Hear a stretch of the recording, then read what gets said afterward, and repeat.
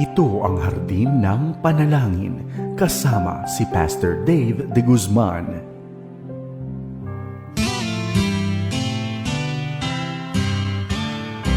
May harding mapananalanginan, doon si Jesus naghihintay. O kay ilam ng panalangin ang hardin, doon kay gandang manalangin. Tayong natutulog sa luklukan ng Diyos sa hardin ng pananalangin. Magandang araw sa iyo, kaibigan. Kamusta ka na? Naway nasa mabuti kang kalagayan sa mga sandaling ito. Maging ang iyong mga mahal sa buhay. Sa araw na ito, muli tayo ay makararanas ng iba't ibang uri ng pagpapala na ipagkakaloob sa atin ng Panginoon, at kabilang rito ay pagpapalang spiritual sapagkat patuloy tayong dudulog sa salita ng Diyos. Hindi pa rin tayo ligtas sa mga hamon na maaari niyang ipahintulot. Ngunit anuman ang ating damdamin sa larangan ng pananalangin na mamaya ay ating gagawin, maihahaing natin anuman ang ating saloobin, at higit sa lahat, patuloy lamang tayo, kapatid, na magpapasalamat sapagkat patuloy rin ang kabutihan ng Diyos sa ating buhay. Bago natin gawin ang mga bagay na nabanggit ko, hayaan muna natin siyang mangusap sa atin sa pamamagitan ng kanyang salita. Kaibigan, kapupulutan natin ang aral, ang salita ng Diyos. Kaya halika, samahan mo ako ritong muli sa ating programang Hardin ng Panalangin.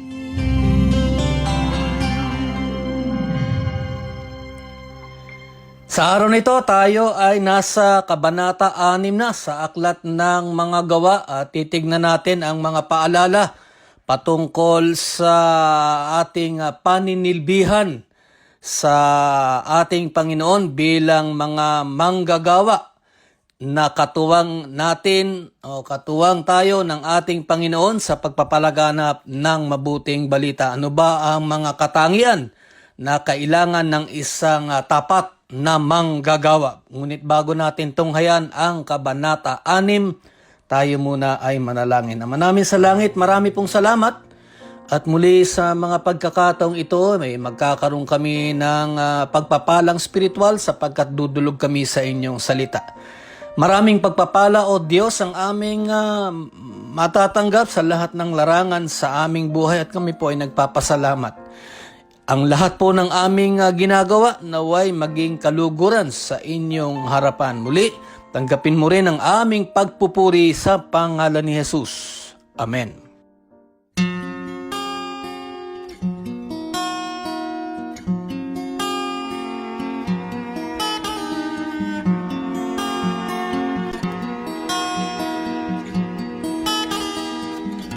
Sa paraiso ng Eden, unang nakamtan ang mayamang pagbuhos, biyayang di asam. At kayo na lang pagpapatawad mong naan sa hubad na kasalanan ni Adan.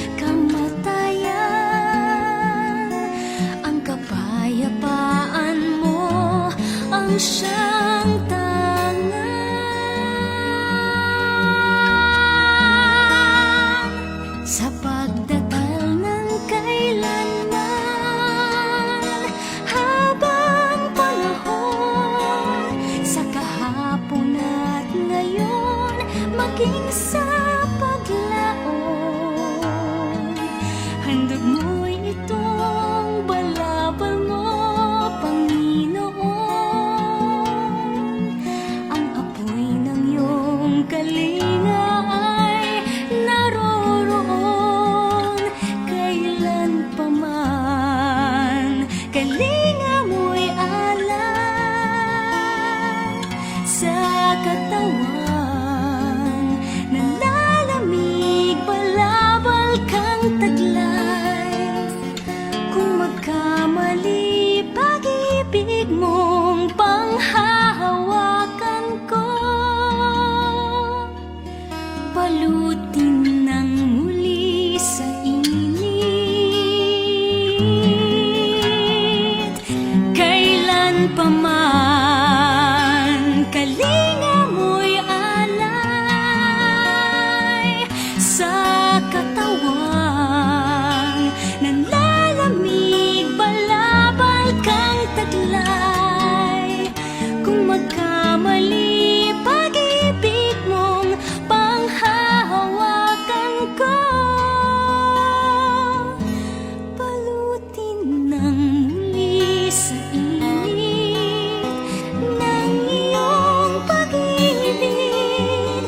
Kailanman sa init ng kalinga mo.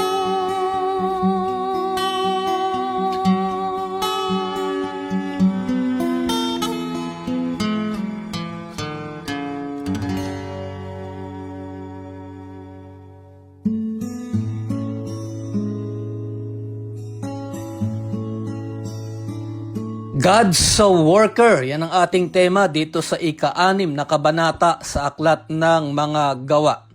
Tayo ay patuloy pa rin ang pag-aaral sa ilang salaysay, sa ilang piling, mga talata sa bawat kabanata dito sa Aklat ng Mga Gawa. Sabi ko nga po sa inyo dati, ang Aklat ng Mga Gawa ay 28 chapters.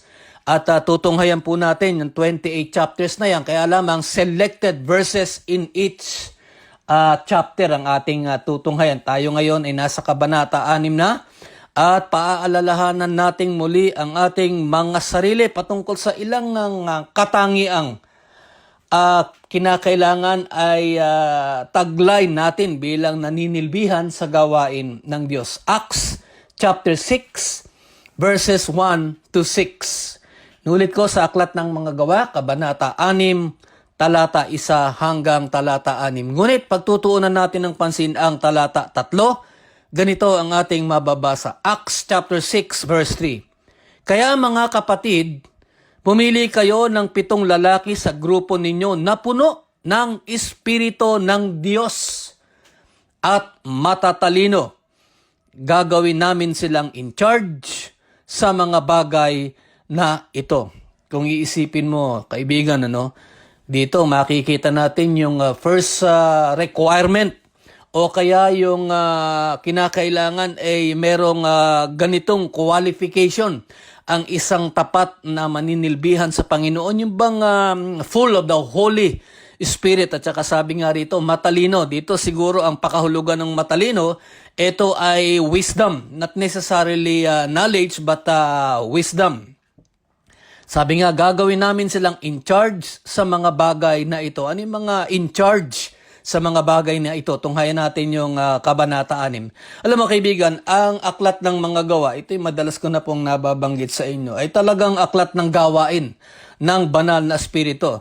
Sa Biblia kasi nakalagay dyan Acts of the Apostles, pero usually ang talagang na dapat diyan ay acts of the Holy Spirit because the Holy Spirit empowered people during their time to be used for the work of God. At ganyan din ang ginagawa ng banal na Espiritu sa ating kapanahunan.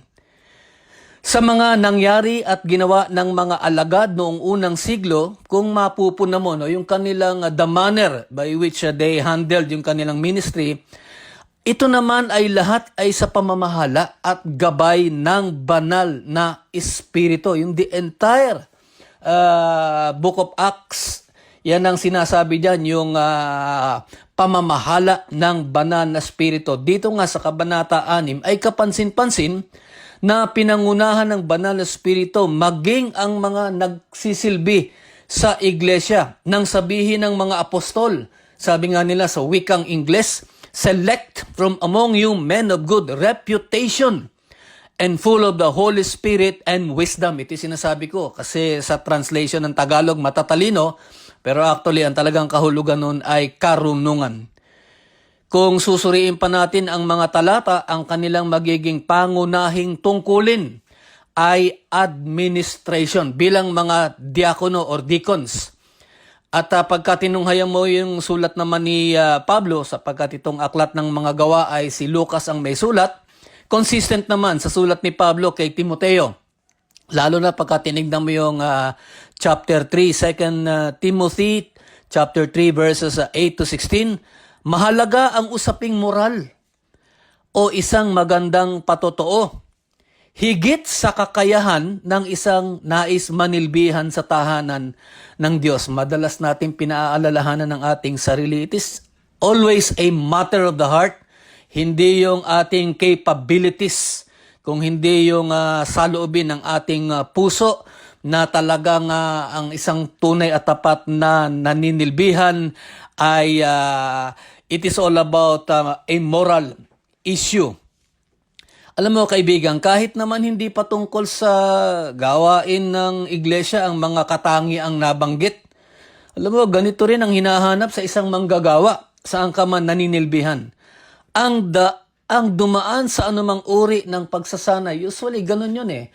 Yung mga kapatiran noong kanilang panahon, they also underwent training. Ito ay may kinalaman sa anumang tungkulin ng isang tao. Bagaman mahalaga, hindi ito kaibigan maihahambing sa asal o karakter. Nakaranas ka nga ng napakagandang pagsasanay, training, mali naman ang iyong application sa iyong buhay at ginagamit mo sa pansariling layon, hindi yun maganda. Ulitin ko, dito ang naninilbihan sa Panginoon sapagkat God's worker ang ating temang dito sa Kabanata 6. It is all about morality, it is all about good reputation, it is all about character. So tayo ay pinaalalahanan dito sa Kabanata 6 patungkol sa character. Ang panuntunan ng Diyos sa anumang larangang piliin ng tao ay hindi magbabago. Di ba, kung ano man ang vocation mo, ganun pa rin ang requirement ng Panginoon o demand ng Panginoon na marapat lamang. Kung iisipin natin, halimbawa ay nakapasa tayo sa panuntunan ng Diyos, kailangan pa rin natin ang tulong ng banal na Espiritu upang hindi tayo maligaw ng landas. Pagpapasakop sa kanyang kapamahalaanan ang isa sa mga talata na ating pinag-aaralan, yung submission. Hindi nawawala yan when we talk about the third person of the Godhead. Sa anumang uri ng gawain, saan man iyan o anuman iyan, hindi tayo magiging mabisa kung ipagwawalang bahala natin ang mga ninanais ng Diyos. Lalo na, kaibigan, patungkol sa kabanalan, sa salita at gawa. Alam mo, may mga kapwa nga tayo na mga mananampalataya na kanilang sinasabi na sila ay bahagi ng sambahayan ng Diyos, ngunit nangingibabaw ang gawaing sanlibutan. Mayroon nga tayong mga ilang opisyal na halal ng bayan na nagsasabing Kristiyano sila diyan sa both houses of Congress and Senate. Ngunit sila nga ay compromising. Hindi naman natin nilalahat. Sila ay nagpapadala sa kalakaran ng sanlibutan. Kaya nga ang nangyayari, pag nakita mong ganun at alam mong Kristiyano nandoon sa Kongreso, parang hindi akma ang patotoo sa kanilang ginagawa o sa kanilang ninanais. Sa talata nga kaibigan, ang pagpili dito sa chapter 6 kasi ito ay about service, ika nga. Dito sa talata na ating pinag-aaralan, ang pagpili ay hindi limitado sa mga apostol lamang. When they selected the deacons, hindi limitado ito sa kanilang mga apostol lamang. Bahagi ang mga mananampalataya. Isang magandang halimbawa sa pagpili ng mga iniisip nating maayos ang patotoo at may karunungang taglay sa paninilbihan, lalo na sa tahanan ng Diyos. Dapat yun ang qualifications pagka tayo ay pumipili. Or even if we endorse, halimbawa, o we nominate people to be leaders of the church, dapat they would be men of good reputation. Ika nga, yun ang sinasabi.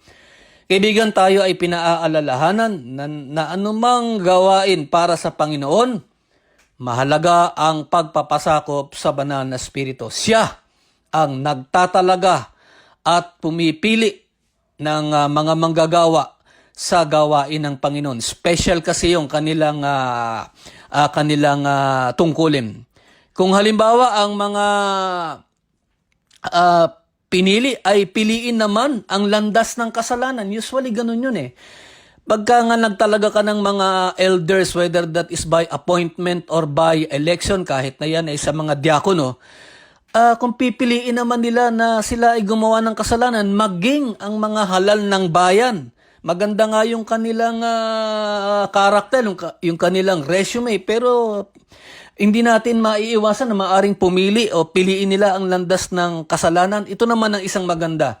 May kapanagutan sila sa ating Panginoon Diyos at may bungang pangyayari ang kanilang pagpili sa kasalanan. Muli kaibigan, ang paalala para sa atin bilang kanyang mga anak, sa lahat ng ating gagawin, humingi tayo ng gabay, humingi tayo ng patnubay, humingi tayo ng karunungan sa banal na Espiritu.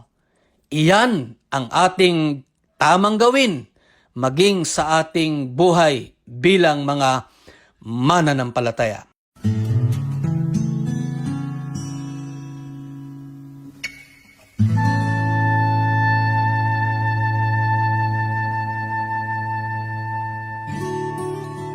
Ating ilapit sa Panginoon ang mga kahilingan ng ating mga tagapagtangkilik at mga kaagapay sa ministeryo ng FEBC. Magandang araw po sa inyong lahat. Ako po si Pastor Vic Aquino ng Transformers Community Baptist Church dito po sa San Agustin, Hagonoy, Bulacan. Samahan po ninyo ako sa isang panalangin. Idinadalangin po namin ang lahat ng tagapakinig ng Far East Broadcasting Company. Lahat po ng mga nakikinig na at nakapakinig na ay makatagpo ng kalakasan at encouragement mula sa kanilang pakikinig. Hinihiling din po namin na ang mga masugid na tagapakinig na ay ipag-anyaya ang pakikinig sa istasyong ito upang sila ay makatanggap ng tulong na kanilang kailangan. Idinadalangin din po namin ang mga taong namumroblema, nagugulumihanan, at naghahanap ng direksyon sa buhay na sila ay madako sa pakikinig sa mga programa ng DCAS. Idinadalangin din po namin ang mga nabiyayaan na sa pakikinig ay patuloy mong pagpalain upang makatulong din sa pinansyal na pangangailangan ng Far East Broadcasting Company. Humipo pa po kayo ng mas marami pang supporters para makatulong sa pangangailangan ng istasyong ito. Ito po ang aming dalangin sa pangalan ng Panginoong Hesus. Amen.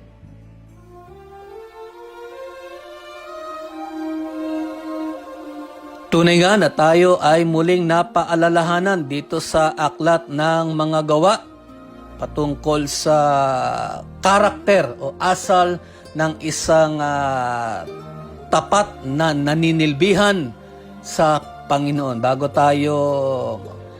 tayo magtapos sa ating programa, tayo muna ay magpasalamat sa pagpapalang spiritual na ating natanggap. Dakila naming Diyos, marami pong salamat at muli kami po ay napaalalahanan patungkol sa mga panuntunan kung ang isang tao ay maituturing na tapat na naninilbihan. Naway magkaroon kami ng kababaang loob, bigyan mo kami ng karunungan sa lahat po ng aming gagawin upang maging mabisa ang aming pagpapahayag, higit sa lahat ng mabuting balita ng kaligtasan.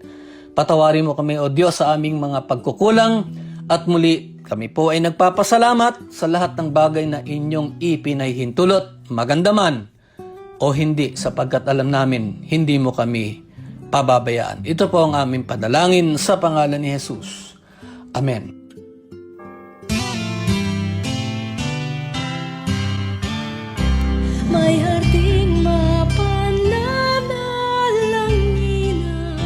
Kaibigan, bukas ako ay muli nag-aanyaya sa iyo upang ako ay iyong samahan dito sa ating programang Hardin ng Panalangin. Maganda ang aral at paalala, kahit bukas inaanyayahan kita na ako ay iyong samahan dito sa ating programang Hardin ng Panalangin. Tandaan mo, huwag mong kalilimutan, simulan mo ang araw sa panalangin puspos at ito ay magtatapos na pinupuri mo ang Panginoong Diyos. Ako po, si Pastor Dave de Guzman.